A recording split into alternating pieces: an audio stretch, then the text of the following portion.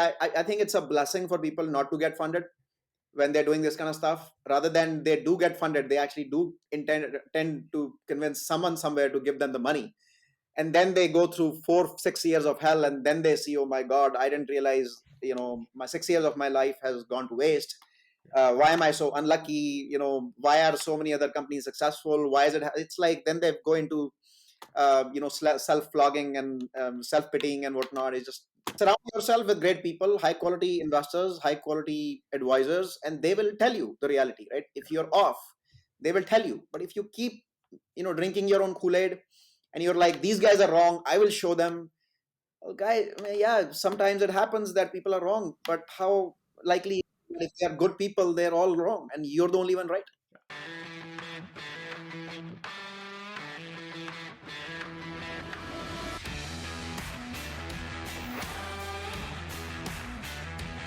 From Foundation Capital, this is B2B as CEO, a podcast about the startup journey, about going from idea to IPO, and growing from a founder into a CEO.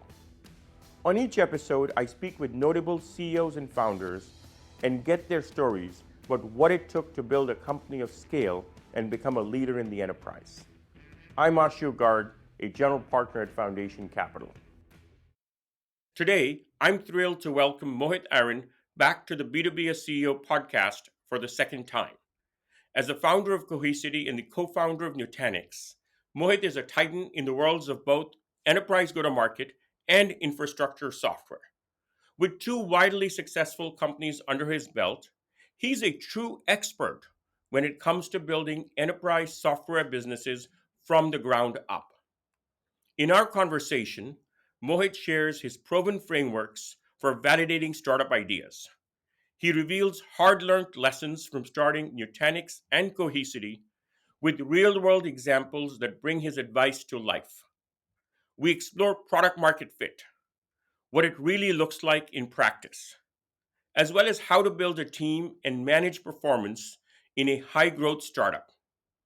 We wrap by discussing the topic du jour, generative AI, and the opportunities it opens for startups. This episode is packed with insights for technical founders. I hope you enjoy it. Mohit, thank you so much for joining us on this episode of B2B as CEO. Happy to be here, Ashu. Thanks for having me again. Having co-founded both Nutanix and Cohesity and being an early employee at several other startups, I wonder, do you have a framework for how you think about starting a new company? What I recommend any founder to do is to write a hypothesis document on why their company would succeed. And here are the key sections, if you may, in that hypothesis document. The first section is basically your elevator pitch. If you were to run into either the CIO or whoever is the buyer at a potential customer, what would you say to that person to kind of motivate them to look more into what you're selling, right? So that's the first section. The second section is your MVP, minimum viable product. Now, I've heard founders, they talk about a big game on what they might do 5 years from today, but their company is going to take off on the first product that you sell. So what exactly is that? Crisply define that. So that's the second section. The third section is, why would this product sell? Why would your company be successful against any other competitors that you may have? So write down why you'd be successful in your mind. Yeah. And the last section is equally important, which is why not? So if, look, all of us founders, we like to drink our Kool-Aid. Put yourself in the shoes of a naysayer and write down what a naysayer would say on why the product will not succeed, why the company will not succeed. And you need to write them down, the why nots, and then you need to have a convincing rebuttal against all those points.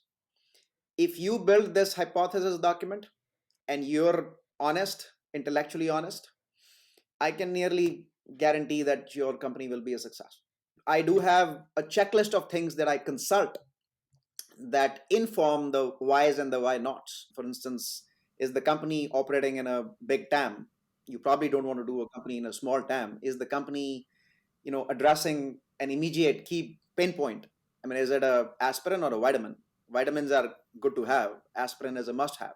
So some of these things are checklist items that you can consult while writing the whys and the why nots, but the framework applies to every company. Build this hypothesis document. I'm happy to kind of run the document, through the two companies I founded. That would be great. Maybe just start with, which one do you want to start with? Yeah, let's do the first one, Nutanix, right? So the elevator pitch, um, the traditional legacy, you had to go to three different vendors, compute, storage, and network vendors to put together a platform on which you can run your applications.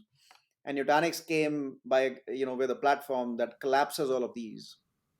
So it's hyper converged. And so you don't have to go to three different vendors. It saves you cost, much easier to manage. That's the elevator pitch, right? The second section, as I said, was the MVP. What's the minimum viable product? The minimum viable product was something that ran as a distributed system that basically lent itself to virtualization. You can run VMs on it, and it addressed VDI. You can run virtual desktops. That's it. We didn't want to do anything more. That was the MVP. It was a one-stop shop. You didn't have to go buy anything else from anyone else. You just come to Nutanix, you get the whole shebang. Then the whys. Some of the whys came from the hardware trends. um, you know the CPU speeds and the disk speeds had been increasing year over year, but the network speeds have pretty much been not increasing, in the last two decades. So it made all the sense to kind of collapse and bring compute and storage together and take networking out of the way. That was a big why. Another big why was it was a big market, right? The TAM, just for VDI was at least a couple of $1 billion, right? I think somewhere north of $2 to $3 billion, right? And the pain was immediate. Anyone who people who wanted to build virtual desktops, they were basically saying that building a VDI environment was so expensive that they'd much rather buy laptops for their people, right? So the pain was immediate. So we ran a bunch of these whys, and that was what was going for us. And the why nots, I mean, the naysayers were saying that, well, SANs are already there, they have a big penetration in the market. Why would you succeed? And the answer was, well, if the pain is high enough, people are already looking for a solution, they would buy. So there were a bunch of these why nots, and we would talk to customers and come up with the potential why nots, or whoever else had a why not, they were a naysayer, we would write them down, and we had a counter to that, on why we think, objectively, that why not does not hold. We had a rebuttal for that, and it was a pretty tight document if you think about it. It basically told you that Nutanix is going to succeed. And that's basically what happened. And you fast forward today. I mean, Nutanix is a $15 billion public company. Maybe you can walk us through the journey of how you went from being successful in what was already a large market, VDI, to a much broader platform. Was it always at the back of your mind? No, so that's actually, one of the things in my playbook, which is your MVP should not be equal to your vision. Because if it is, you may be the first mover on the MVP and you will have success for a short amount of time. But other people are also watching and they will copy. And by the way, whoever is listening, please understand that patents don't protect much. It's just a defensive strategy. Try going into a patent war with a big company like EMC or what have you. You're just going to settle. You're not going to win. So you need to. My take is that you need to have a much bigger vision that you can then iterate on. So you start with that MVP, and then you iterate towards a bigger vision, and then people, even if they try to copy you, you're further ahead by iterating on that vision. So one of the reasons, one of the whys also is, there is a bigger vision, right? So if any naysayer says, well, what if a competitor copies you in a year? So they give you why not. Your rebuttal is that, well, I have a bigger vision that I'll iterate on, and I'll get ahead of the game by the time they copy me. So Nutanix's bigger story was, of course, the story of hyperconvergence, where it's not just about VDI, but they will also hyperconverge other stuff like databases and a whole lot of other stuff on this platform. Got it. And so they kept. We had, It became a big hit at the outset, and there were at the time some 10 different companies. One of our VCs said that every other day they have a new entrepreneur sitting in their office telling them how they're going to kill Nutanix, and eventually all of them got killed. Except for a few notable competitors, everyone else got killed because Nutanix was just so far ahead. It's been a phenomenal story. You know, always a roller coaster, but a phenomenal story in terms of the scale of impact it's had. I'd love for you to perhaps apply the same framework to Cohesity. Yeah, absolutely. Elevator pitch, for the MVP is your backup SLAs fail all the time. Backups today don't scale. They're a pain to manage. We'll give you a simple distributed platform. It pay as you grow, and it cuts down your costs tremendously, and your SLAs are going to be 99% plus. And by the way, we don't stop there. This is a platform for doing more than just backups. You can actually consolidate the rest of your secondary data on the same platform, thereby eliminating lots of silos. That was the elevator pitch. The MVP, the first one, we're just going to do backups for VMware. That's it. Notice that backups are also done for a whole variety of other things like databases and filers, and but our MVP was just about VMware, right? We are going to make VMware backups really, really simple for the big enterprise. We were not going towards the lower end of the market, which was controlled by Veeam. So we were very clear what the MVP is attacking, right? The third one was why. The why came from the fact that, well, I told you some of the pains. The backup SLAs were getting missed. Backups were very expensive. In fact, I actually got motivated into this area by something I heard from a customer at Nutanix. The person said that they didn't have backups. They're like, backups are more expensive than a Nutanix. Why would I? They were asking us, can you somehow eliminate backups? So I knew there is a problem in backups, right? People find it a pain, right? It was painful to configure. It was painful to manage. It was very costly. It did not scale out. So right there was a lot of whys. And then the why nots, of course, were that, hey, this is a 30-year-old industry, right? How would you penetrate this? Backups are very sticky. What if people don't want to move? And again, if we alleviated that, we rebutted that by talking to customers, and customers said, hey, if you give me something better, man, I'm tired of my backup. I want to change, right? So we had nice rebuttals against that. So and then of course I ran through my checklist, right? It was a big market. Backup is a huge, tens of billions. There was an immediate pain, right? It was not a bad neighborhood. Anyone who had a reasonable working product in the backup space was a multi-billion-dollar company, right? I always look for one of my checklist items is that the neighborhood ought to be good. If there's a lot of dead bodies, companies starting and then dying in that area, that's not a good sign, right? So a lot of the whys and the why nots kind of work in our favor. And finally, when I looked at the final hypothesis document, it gave me the confidence that this is strong enough for me to do a company here. By the way, since you mentioned Cohesity, I should also say that I'm talking about this hypothesis document in the context of forming companies. But as we started building Cohesity and we started innovating, initially my team, they adopted Amazon's PRFAQ thing, where literally Yep. Amazon advisors writing a press release and then an FAQ. And then I showed the hypothesis thing to my team, and they liked it so much, and it was so much more practical that they actually discarded the PRFAQ. And even for new features within Cohesity, we are actually using the hypothesis documents. Even if it's a small feature, a new feature that Cohesity is innovating on, they write down a hypothesis now. So it's become an essential part of our PRDs. And when Yeah. you look back at that initial hypothesis document and some of the core assumptions you made, perhaps you can walk us through the each stage of the journey, maybe the 0 to 1, 1 to Yeah. 10, 10 to 100, but in each step, what was that journey like? So let's start with 0 to 1 for Cohesity. What did you find you had gotten right? What were some of the lessons you learned along the way? Yeah. So again, it's all about the MVP. That's 0 to 1. And our MVP, like I said, was backing up VMware, right? Virtualized environments. And what we found was that customers were very interested.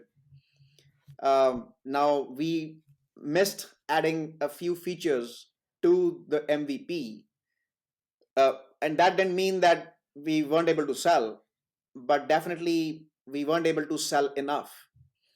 Like I still remember one of our very big customers. They said, we love your product, but we are not going to buy it today because you don't have replication across sites. So you cannot replicate from one site to the next one. So I'm not, my sites are not protected. So that told us that we kind of missed that in our MVP. So we built it, and as soon as we built it, not only did that big customer, it was a Fortune 500. Not only did they buy Cohesity, the guy there who evaluated us was so impressed he actually joined us. So that was sort of our, almost zero to not one. Our one was pretty fast, but 0 to 10 story. Yep. And then beyond 10, it was going beyond virtualized backups, going into areas like backing up databases, going into backing up filers, backing up native Windows or Linux or what have you, right? But the MVP is very important because that's what starts the flywheel. Yeah. Once the flywheel start, your sales guys are selling. So the nice equation you want to have is that engineering is putting more on the truck and sales is selling whatever is in the truck, right? And over time, engineering keeps putting more on the truck and sales keeps selling what's on the truck. And now if a competitor even tries to catch up to what's on the truck, well, by the time they catch up, you have more on the truck and eventually they just give up, right? So that's kind of what happened for the bulk of the companies in this space that try to copy us. And then we, of course, the vision was to go beyond backups. So we also started selling filers. So the same platform can not just be used for backups, but really to consolidate sort of your non-production data on the same platform. So you don't have to run that on different silos. So we also sold this to customers who wanted to use it as a filer. We sold it to customers who wanted to put their test and development environments on this. So now their secondary data all kept coming on the same environment, and that was in line with our vision to be able to deduplicate the data, to reduce the data footprint and improve the manageability of all this tons of data and bring it all on one platform. Then we added the cloud, right? So Yep. when we started, bulk of our customers, we aimed for the big enterprise, and the big enterprise was predominantly sitting on-prem. And we saw that they're really interested in the cloud. Now, nobody's talking about, or most people are not talking about moving completely to the cloud, but they do want to have some footprint in the cloud. Yep. And so they really needed a hybrid platform that can do both on-prem and the cloud. And that's where many of our competitors kind of miss the boat. They would either build something that's completely in the cloud or completely on-prem. And we again, in the spirit of the whys and the why nots, we saw that big customers would like to have a hybrid solution. And if only these competitors had built a why not, one of the items in the why not would be, how would you even sell to big customers? Because big customers have both on-prem and cloud. So wouldn't they want a hybrid solution? Yep. That would have been a flag for them to not just build a solution for only the cloud or only on-prem. So we were very clear that we will build a hybrid solution. The same product works on-prem as well as in the cloud, and there's a single UI that they can use to manage it all. They don't have to. So it almost drove out of the hypothesis document. We kept extending sort of the hypothesis document, and it kind of kept falling out of that. I still remember the first time we launched our SaaS service, right? That's where I opened up the concept of the hypothesis document to my team. And the team built this hypothesis document on why our SaaS service would succeed. They built the MVP. They actually built, a couple of MVPs, one for the big enterprise, one for the mid-market. And then they look very different, right? What the big enterprise needs can be different from what the Yep. mid-market needs. And then there was the whys and the why nots. And lo and behold, as soon as we released our SaaS product, it was a big hit because we had kind of thought about all the problems, everything they want and everything that would stand in the way, right? And we had already addressed it. So it was a hit right from day one. So it was just amazing to see, all this hypothesis actually in action. Now, can it go wrong? Yeah, it can go wrong if you're not complete in your whys, if you missed out on the whys, if you did something wrong in your why nots. If you can always do that, but the probability, if you methodically think about the whys and the why nots, the probability of that happening reduces tremendously, and that's what it's all about, right? Mike, I'm going to probe a little bit on, some of the examples you've seen of other founders, but I want to stick to sort of that 0 to 1 stage Yeah. where, the framework makes a lot of sense. But for founders to be brutally honest with themselves is critical because otherwise, the document can be, just a bunch of platitudes or mumbo jumbo.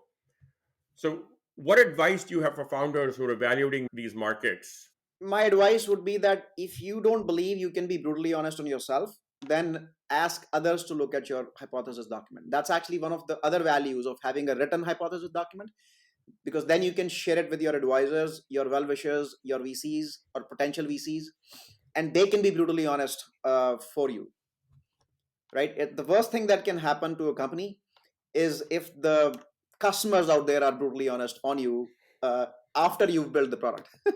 Yeah, that's a tough place to be.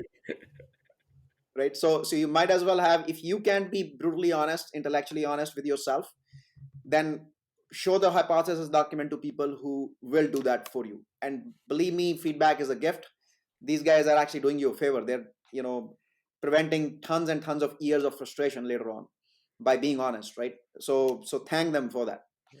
And, So that's my advice to founders. and how do you balance on one hand, every founder has to be incredibly thick skinned and be willing to take a lot of disbelief because every new idea is disruptive and people will say, hey, I don't think this is going to work. I don't think that's going to work. Uh, and I'm sure you heard that from a lot of people, and every founder hears a lot of that skepticism. And if you respond, if you get beaten up by every skeptical sort of piece of feedback, you'll never start a company. On the other hand, as you rightly said, you do need third party feedback, both positive and negative, to process ideas. So how do you find that balance? Yeah, so it's first of all, write down all the naysayer comments as your why nots. Write down your rebuttals. Now, you may be swimming in Kool-Aid air when you write those rebuttals. But the important thing is, after you've written down those rebuttals, show the hypothesis document to a statistically significant number of people, maybe five, objectively smart people. And if the bulk of them are saying, dude, this makes sense, then it makes sense. Don't just decide by yourself that, I have good rebuttals and therefore it makes sense. So it's an iterative process. You're getting feedback, listen to it, because the process of writing the feedback down means you have to synthesize it. You really have to understand what are the naysayers saying. I'm also going towards a disagree and commit kind of Yeah. philosophy, where think about it as, don't you shouldn't just be the a lone wolf that, hey, this makes sense because I say so. If enough people out there are saying it makes sense, well, then it's probably true. Yeah. And if enough other people are saying, dude, this hypothesis document, your rebuttal doesn't make sense to me, I really have concern here, then you should take that seriously. Right? Absolutely. So that's basically what it is. Yeah. Another one of your checklist items, which I think you said this well, and I've experienced this very often, is that founders often don't spend enough time sizing up the TAM. Yep. And some of the smartest folks, in their rush to get started, go after small markets. And you can change product, you can change MVP. Changing markets is not impossible, but much, much harder. What advice do you have for founders who are looking to make this sizing decision? Yeah, the very first advice I have, Ashu, is actually to be honest about the TAM itself. So I'll give you an example. Somebody came to me for advice on doing a company, and they were doing a company in like the desktop space. Yeah. They added, when asked what is the TAM, they were adding up that the revenue of Microsoft plus Intel plus God knows everyone who's working in the desktop space as their TAM. And that's not the TAM. They are not thinking about it the right way. The right way to think about it is that if that company was wildly successful in what they did, and they killed all competition in what they did, then the revenue they'll be making is their TAM. So they likely are not even building an operating system, right? So they likely are not killing Microsoft. They likely are not building like a multiprocessor. So they likely that the revenue that Intel makes is not going to come to them if they start winning in the market, right?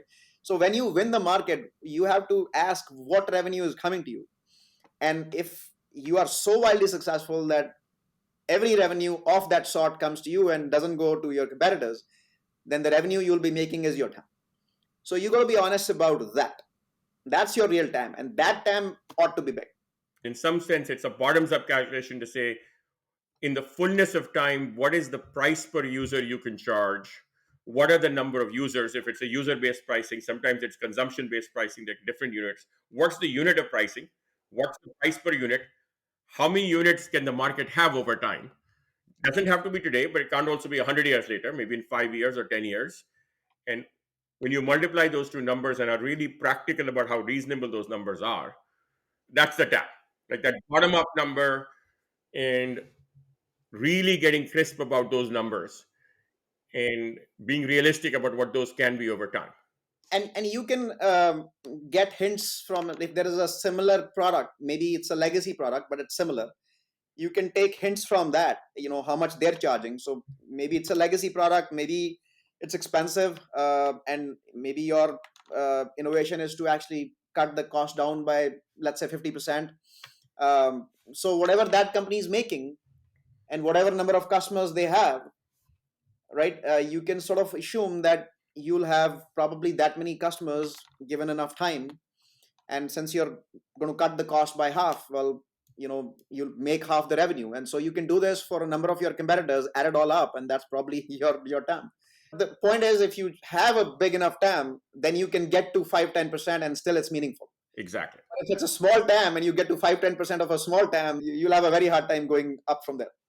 Any other examples that you can share without necessarily naming the founders or companies, where you had to go through this process of getting people to be brutally honest about themselves, or where people got into a confirmation bias or other common traps like that? Yeah, there's, without going into names again, there was a bunch of founders who were doing analytics companies.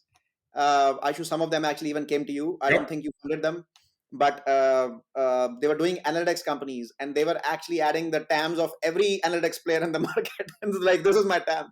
I'm like, you're not even going to displace them. You're not going to, not even, going against, let's say, I don't know, SAP or Oracle or what have you, whoever else is doing analytics. So how can you take the TAM of the whole market and say this is your TAM, right? You ought to be very honest about what your TAM is, right?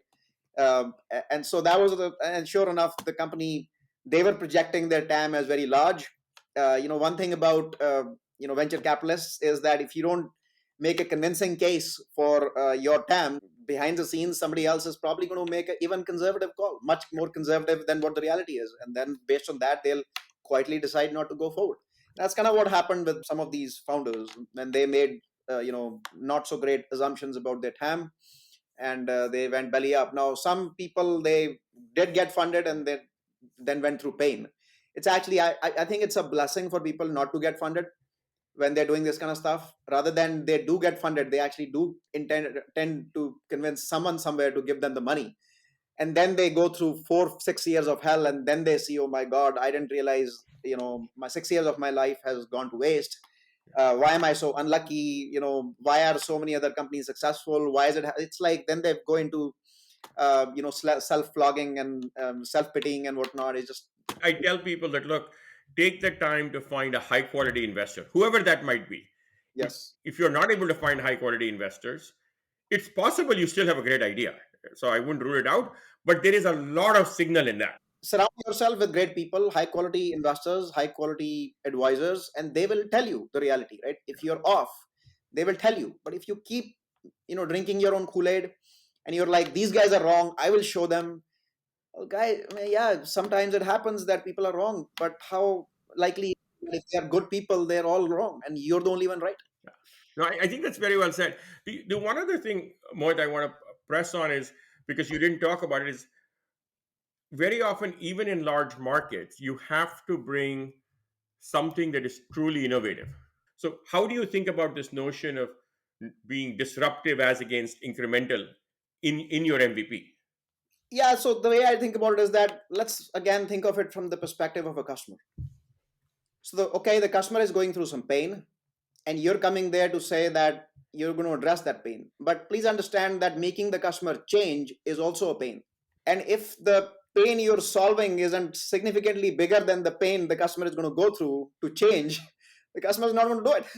You need to make the customer go over the hump of that pain to actually change. And for that, your thing better be significantly disruptive. And another reason is that, let's say your improvement is only 5%. Well, whoever that person, whoever that vendor is that the customer already has in their environment, when they look at somebody who's just 5% better at replacing them, they're going to come to that customer and they're going to say, dude, wait, we're going to give you these improvements in the next 3 months. Yeah. Right. So you better be significantly disruptive. So they basically have a hard time catching up. Right. Otherwise, there's no point. Otherwise, if it just takes a few months for them to catch up to whatever 5% increment that you're doing, then there's what's the point? Mohit, before we switch gears to talking about product market fit, which is the second step, I'm curious if there are any other examples, either in the positive or negative, of founder stories at the very initial starting point that you would like to share. I think we've all heard stories about, let's take ServiceNow. I mean, if you read, books by Frank Sootman, there's a book, Amp It Up. Yep. He says, getting to the product market fit was a minor speed bump in ServiceNow's history. The product was so disruptive and so attractive. Whatever pain it addressed, the pain was so significant that that's a very positive story. So there was a real pain. I think the founder of ServiceNow, he saw that IT was a pain. Mm-hmm. Every time you file an IT ticket, you had to deal with IT people, and he wanted to build something that he would eliminate that, and it was a real pain. So that's a great story, and there's plenty of other great stories, right? Any company that's a big hit, I mean, let's take Google as an example, right? I remember that when I was graduating, when I was doing my PhD, how difficult it was to find anything on the web. Like there were like some 10 search engines, and you go anywhere, they'll throw a bunch of ads at you. The ads were very flashy, bad ads, and yet the information that you were looking for could not be found. And here comes a very clean interface from Google, and you find stuff. It was so relevant that the top search results were right, like contained what you were looking for. Yep. And so right there was a very relevant pain that they addressed, and sure enough, it was a big hit. It was a huge market, which initially people did not see, because any of the other search engine companies were using a business model that was not very big. I think Google eventually found a great business model through showing ads on the side. That made it very, very big, right? But the pain was there. When they combined the pain with a large market, that's when magic started happening. If Google had put its mind much earlier into building like maybe a hypothesis document, one of the why nots would be that it's a small market, and maybe they would have found this bigger market much earlier on. I will tell you that when I was doing my PhD, I was approached by Google to join them as soon as I graduated, and I pushed back because I didn't feel the market was there. It was only, I think, in the early 2000s when they discovered this ad market, and then it became a big company. Right. The same story, I believe VMware had the same story. I think initially they were only looking at desktop virtualization, and immediately as they went into server virtualization is when the big hit happened. But look, these companies got immensely lucky. They started small, they found the market, and then hit it. My playbook is to try and find the big market upfront, so you're not languishing around and trying this and trying that, and sometimes companies don't survive that. So, Mohit, given your experience with Nutanix, Cohesity, having advised and invested in so many companies over the last 2 decades, if you fast forward to today, a lot has changed in the last couple of years, whether it's the pandemic, the Gen AI, hype cycle. If you were to do it again, is there anything you would change in your framework? How has your thinking evolved? Yeah, look, one of the why nots I would write. So even if everything else is solid, I think you are referring to what exactly is your solution. Is it a good enough solution? So if I'm solving a problem, but I'm solving it the old way, the danger is that somebody else would come and solve it the new way, and then they would be a much better hit. So let's say, let's talk about generative AI. I think it's definitely taken the world by storm. In so many places, if someone finds a problem, but they try to solve it without thinking about AI, and there is a way to solve that problem by bringing AI or generative AI into the mix, then you're really missing out. Because once you've made the world aware of that problem, and once you've made the world aware that this pain needs to be solved, Mhm. and you're allowing someone else to do it in a way that's more next gen, somebody's going to do it. Yep. And then your solution would be toast. Are you using the latest and greatest technologies to solve the problem?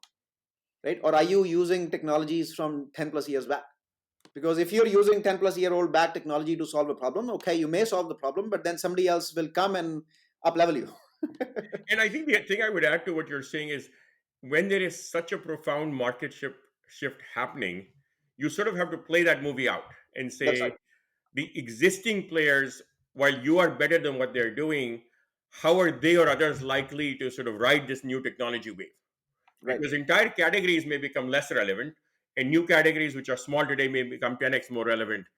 And so that, when you have this literally once in a decade market shift happening, I mean, we had That's right. mobile was the last one, and mobile in the grand scheme of things didn't really change enterprise software all that much. It did, but was not transformational. The internet, of course, and cloud completely changed enterprise software. Right.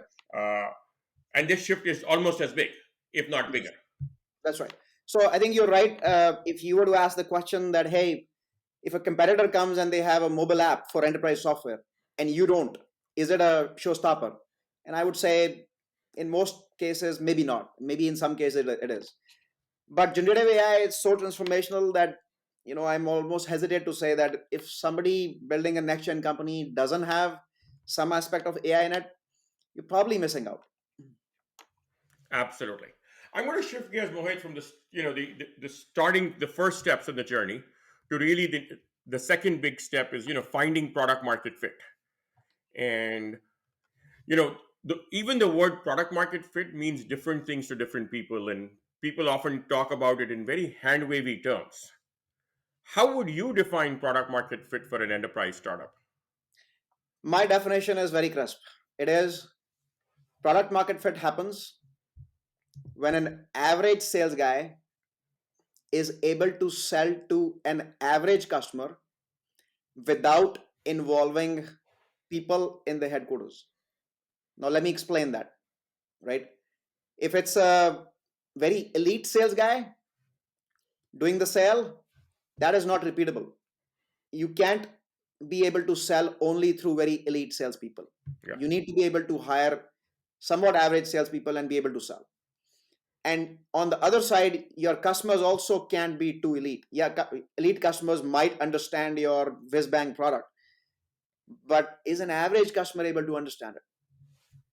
Right. So an average sales guy is selling to an average customer, and then if the people in the headquarters, and by that I mean the initial team, right, founders and whatnot, if they have to get involved in every sale, well, they're a limited commodity. Yeah. It's not repeatable if they have to get involved to sell the product. So product market fit happens if an average sales guy sells to an average customer without involving people like the founders and other elite people in the headquarters, your C staff or what have you. That's a product market fit. Because product market fit is all about repeatability. I think that makes a ton of sense, and it's something that you've said many times, and has really always resonated for me. And the revenue number will vary depending on the company, because in some cases, if you're selling something for $100 a user versus $1 million a user, obviously, the revenue number will be different. Do you have a rule of thumb on how many transactions or customers are required to get there? It depends on enterprise companies to so that roughly enterprise companies, every sale is a high price sale Yep. potentially. Yep. Whereas there are these other companies which maybe every sale is a low volume sale. Google is an example, Yeah. right? So Google, the product market fit probably happens for a company like Google if it has a few million customers. Yeah. Whereas for a big enterprise company which is selling, for high price, the product market fit potentially happens if it has, I don't know, 500 customers or something like that. The numbers need to be statistically significant, right? 10 is not a significant number. But once you reach more than 100, you reach something like 500 customers, you know that you've pretty much seen it all, Yeah. right? And that's when product market fit happens. And as you go back to the stories, your experience at both Nutanix and Cohesity, can you share some stories of, how did you just feel it? How did you know when you had hit product market fit? Was there an aha moment? Yeah, yes, there was. So look, I was the founder and CEO for the longest time, 9 years at Cohesity, and the biggest deals, look, more often than not, I am involved with the biggest deals. Yeah. Uh, but then there are these, nevertheless, big deals that started happening where I was not even involved, like not at all, like zero. And that's when I knew we've hit the product market fit, that my team can close it without me.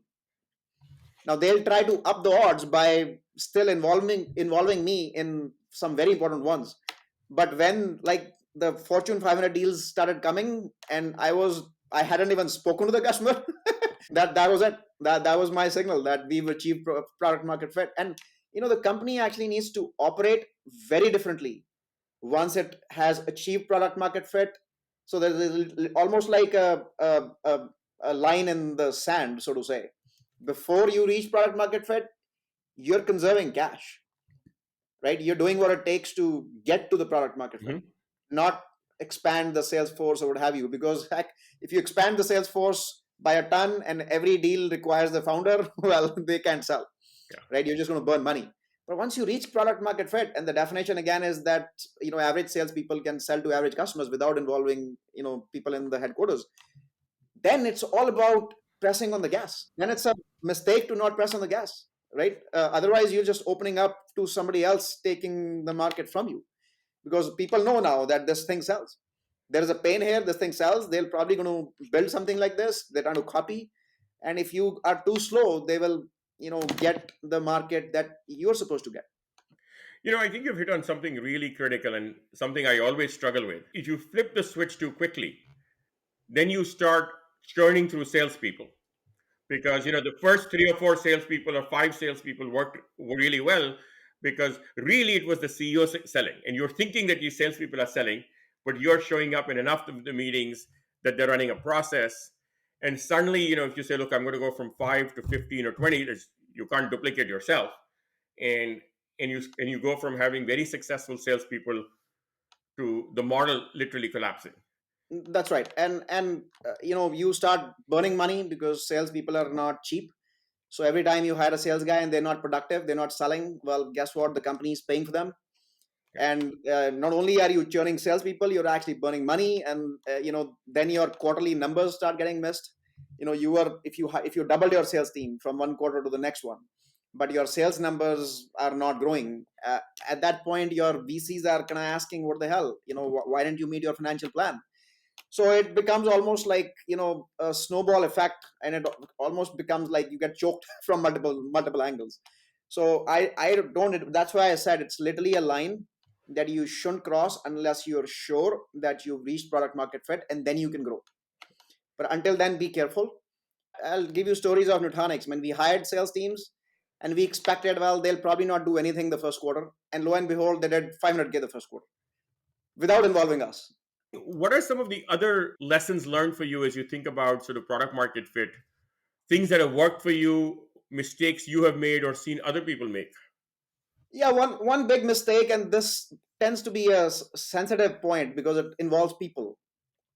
One thing, the success of a company heavily depends on the team that you've hired, and it starts with your lieutenants. If you're the founder, CEO, or a C-level exec, your immediate team, then it basically replicates below that.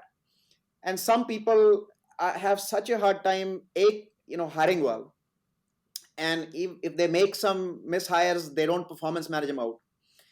And please also realize that somebody might have been hired, might be great for a certain phase of the company. 2 or 3 years later, they are no longer a fit.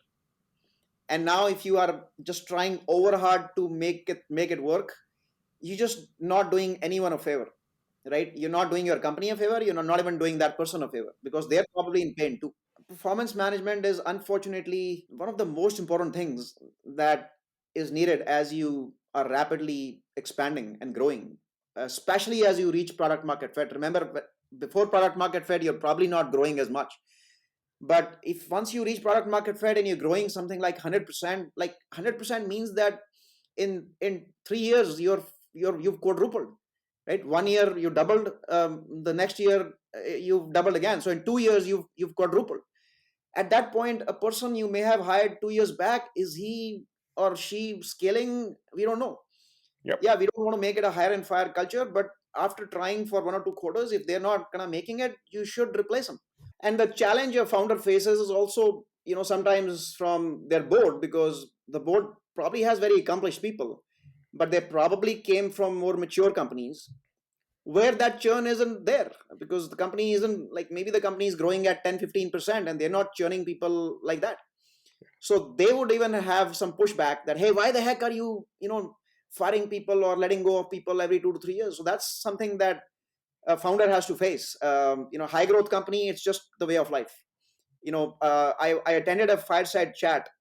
I will not name the name, but a very accomplished individual, and he said that the likelihood that your executive staff will last 3 years is very, very low.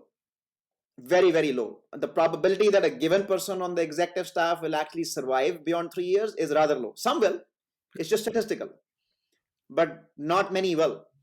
And if you just insist on not changing, you will suffer. Your company will suffer.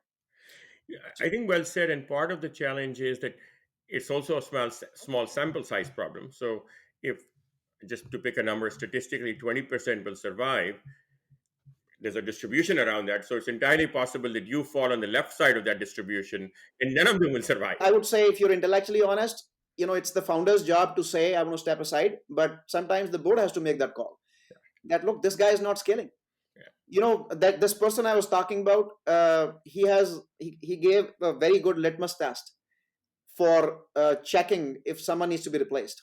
And that litmus test is that if the team beneath you is not strong for that stage of the company, that is a litmus test to say you need to be changed. So if the founder, CEO, whoever, if the team beneath that person is not strong, it's not the team that needs to be changed, it's the CEO that needs to be Yes. changed. And sometimes that is the hard part, that where it gets to. But Yeah. the way for a CEO to scale, as you rightly said, is to ensure that they are scaling the people beneath them. And sometimes it means pulling the bandit. The other thing I wanted to transition to is, one of the things you've often talked about is really, as a technical founder, learning go to market and learning how to build and scale go to market like a science. I'd love to spend a few minutes on that, on best practices, lessons, mistakes that you have made that you would like to share. Yeah, so the first I would start is hiring. People just, like, this is the way people hire, right? They'll just go into an interview and yay or a nay. The problem is that that approach might actually work for, maybe engineers, and you can ask them questions on the whiteboard and make him solve some puzzles. But by and large, if you just want to have a discussion with someone, it's probably not going to work. They're probably at their best behavior. If it's a business role, and I myself was a victim of that, right? I found that as I reflected, I was pretty much hiring people because of a chemistry match, not because they were capable, right? So it was a hit and a miss. And that's when I, came up with, like, this, what I call competency based hiring strategy, where I divided up their competencies, or what I desired in that role, into three checklists or scorecards, if you may. So the first one is, what do I look for in a resume? I don't want to waste like tons of people's time if their resume is not a match for what I'm looking for. If I don't have a checklist, I'll probably miss it. So for instance, let's say I'm hiring a VP of sales, right? What might be important to me, one of the checklist item is that they are coming from a big enterprise company. They have 5+ years of sales leadership experience, right? They're coming from reputed companies, right? These could all be checklist items that you could just match against the resume. Why waste time interviewing them if they don't even match that basic stuff? So once they match that, so I call it the pre-interview scorecard, then we move on to the next step, which is interviews. And in the interviews, you again have a checklist, right? So one of the checklist items there could be, I don't know, is this guy good at hiring and performance management? Another one is, is he really good at sales methodology? Does he observe the right kind of discipline and all that stuff? So there could be a number of checklist items there. And no one person can test for all of them, right? If you have the person interviewing with, let's say, 6 or 7 people, the idea is to give 2 or 3 checklist items to every interviewer. Hey, you test this, I will test this, and there may be some overlap. No one person should even make an attempt to test all of them, right? And finally, there is a third scorecard that I use, which is for reference checking, right? So for instance, if I'm calling a reference and I'm asking, hey, is this a good guy? That's like the absolute wrong kind of reference calling, because probably the answer that will come from the other end is, yeah, he's a great guy, go ahead. That doesn't tell me anything. So what do you want to ask is, some of the possible questions that I write down in checklist format is, on a scale of 1 to 10, would you hire this person again? So if they say 6, it's a fail. If they say 8, I would say, okay, why is it not a 9? And why is it not a 7? Give me some examples of why you think it should not be a 9. That brings out the problems, right? Another question could be, did high performers at your organization respect this person? You can validate some of the other stuff. Is he good at hiring and performance management? Would great people follow this person? Is he a good culture builder? Right? And you ask him all, I like to ask him on a scale of 1 to 10, because when people are sugarcoating, right? If you don't put a scale of 1 to 10, they'll say, yeah, he's a great culture builder. But you ask him, hey, on a scale of 1 to 10, how good of a culture builder are they? And they will maybe say 7. I was like, okay, that's actually, somewhat average score. No, and I think what you're saying is very interesting, because the 1 to 10 scale is truly actually a 6 to 10 scale. Anything below 5, 6, 7 is all in the negative category, but it gives people an out That's right. to be, to provide faint praise, so to speak. Yeah. So anyhow, your hiring ought to be really good, and you need to definitely do some blind reference checks. Yeah. The biggest mistake, one big mistake people do is, okay, they ask the candidate, can you give me some references? Of course, the candidate is going to give them, their friends or what have you, right? So you need to, it's the onus is on you to go scour LinkedIn, figure out who else this person worked with, right? And call them up and get a reference check. So the first thing is hiring, and it's really this notion of a screening checklist, an interviewing checklist, a references checklist, and blind references. Then the next thing you need to, track their progress. And one great way I have found to do that is through OKRs. Because otherwise, it's all in the air. You expect, them to do X, they do Y. There's no track quarter after quarter, unless it's like a real C player, people kind of in the middle will keep bullshitting you. So whatever you expect them to deliver, just put them in their OKR, right? The OKR should be, as you know, it's objectives and key results. It's I have found it a great way to, direct what a certain person ought to be doing. Yeah. So you do it, of course, with each of your lieutenants. You negotiate with them what they're going to deliver on. And at the end of the quarter, you both agreed that so and so things need to be done, and then you rate it that, okay, we don't expect the score to be 100%, but I hope the score is closer to 80%. Right? But if it's like a 50%, then we got to question why. I mean, did you have too much on your plate, or you're just weak? Right? And if it happens to be 50% over and over again, then you have a performance problem at your hands. And that brings me to the last point, which is performance management. Right? So here is the mistake people make, or a couple of mistakes people make on performance management. One is that they will only have, they will not even have performance reviews. That's like one big mistake. Yeah. Second big mistake is they will only have isolated reviews, and that's it. Well, not having performance management is of course bad, but also having like a 360 where individual people just write down what they think, because people are very shy of writing down the reality on paper. The right thing to do, and I love doing calibrations. Yeah. Which is really a meeting where people come together to discuss the performance of a person. And that's where the real stuff starts coming out. Right? Some person might be, is it only me who's thinking this way? But then 3 other people are saying the same thing. Then it all comes out. And that's where, so you can do a 360 with individual reviewers, and you can give an initial rating, but that rating needs to be updated in a calibration meeting, and that's when the real rating comes out. And my rule is that I use a 5 point scale.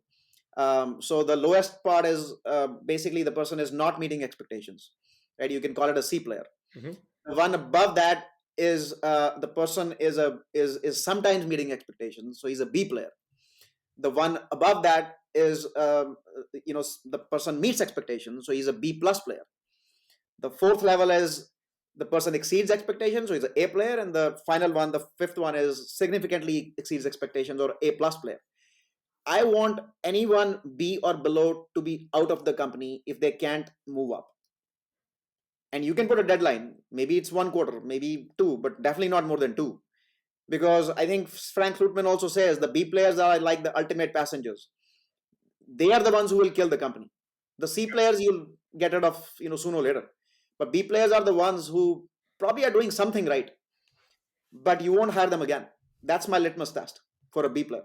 And you want to get them out, because otherwise it'll be death by 1,000 cuts. How do you deal with sort of, and Frank talks about it a lot in Amp It Up as well, that a culture where you are systematically sort of identifying and managing out B players, uh, keeps everyone on their toes. It has cultural implications, some good, some bad, and it breaks some glass. What has been your experience with dealing with that? Yeah, I'll say two things, Ashu, on that. One is you make it HR's responsibility. Your HR should just do this like clockwork, right? You just have, either quarterly or every other quarter, these performance calibration meetings. And we're not saying that it's a hire and fire culture, but you get flagged as a B or a C player, and you're basically on a performance plan. And the intent is to actually up level you. But if you cannot be up level, then you're out. But even more importantly, it's setting expectations that, guys, this is how we operate. If you don't agree with this, just don't join us. Don't surprise people, right? Make sure they understand that this is the culture. It's a high performance culture. People who are doing well have nothing to fear.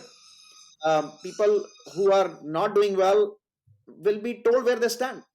It's a very transparent culture, as opposed to a person doesn't even know they're doing well or not, and then one fine day you like, well, you're out of the company. So people actually appreciate knowing where they stand. And by the way, good players thrive in this environment. And in a framework like this, once you have enough scale, obviously in small numbers you can't do anything that is statistical. Uh, how do you think about having absolute performance expectations as against trying to put people on a curve? Yeah, I kind of don't believe putting people on a curve. I mean, maybe you can put it on a curve from a bonus perspective, but not from a firing perspective. Like, imagine you have a great team, all of them are great players, but you're forced to put them on a curve and mark one of them like a B minus player. That just doesn't work. If they're all good, then just call them out to be good. Now there can be shades of good. That's fine. So you can decide your bonuses that way, but don't mark them a B player just because you have to mark a few people as B players, right? So keep it absolute and then have the culture force managers to be intellectually honest. That's right. So because if they're not, then the managers should be flagged as not a B plus player, and they should be pushed out.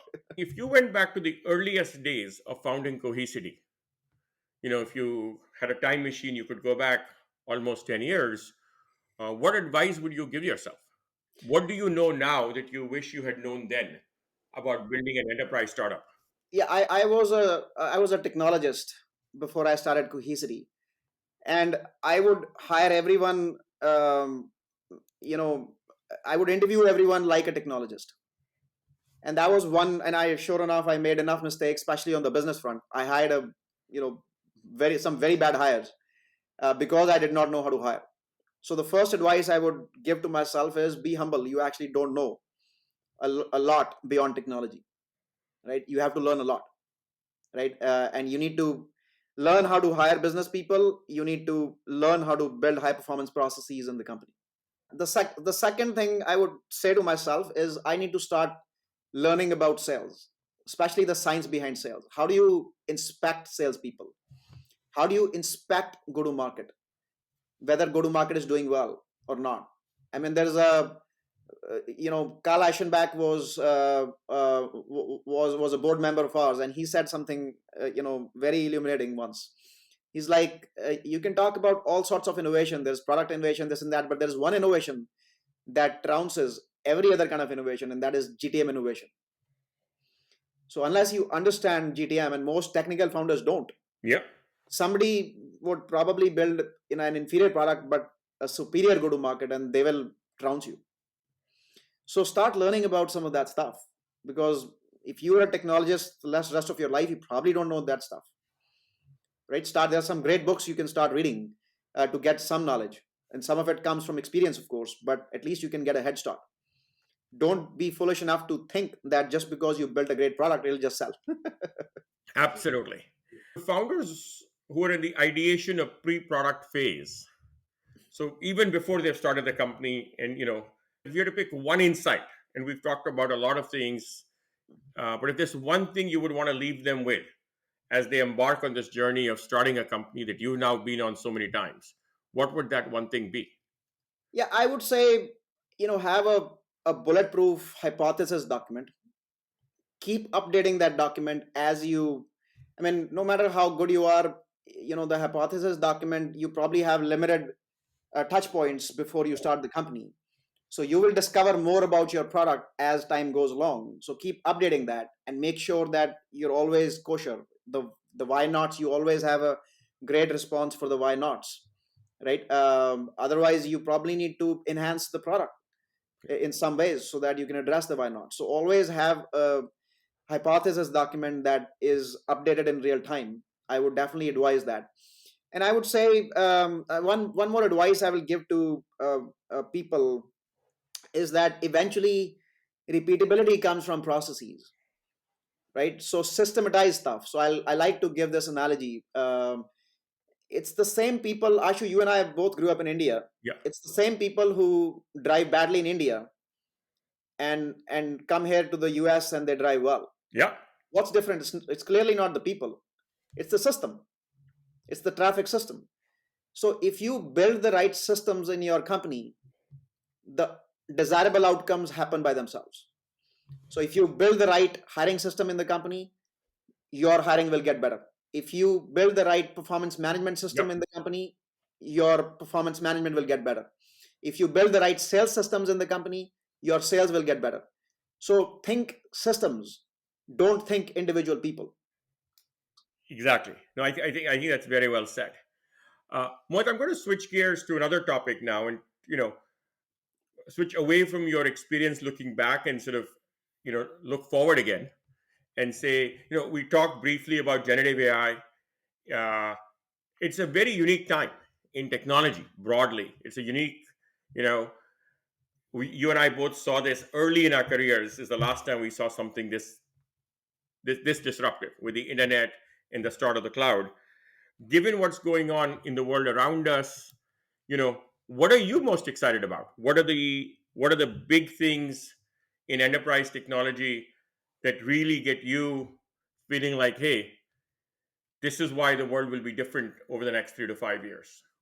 Yeah. So what's exciting, Ashu, I must say, is that given uh, what kind of given the kind and magnitude of disruption that generative AI can bring, pretty much any area can be disrupted if you just think hard enough. Take any big company that is doing quite well, but that's not using generative AI, can possibly be disruptive.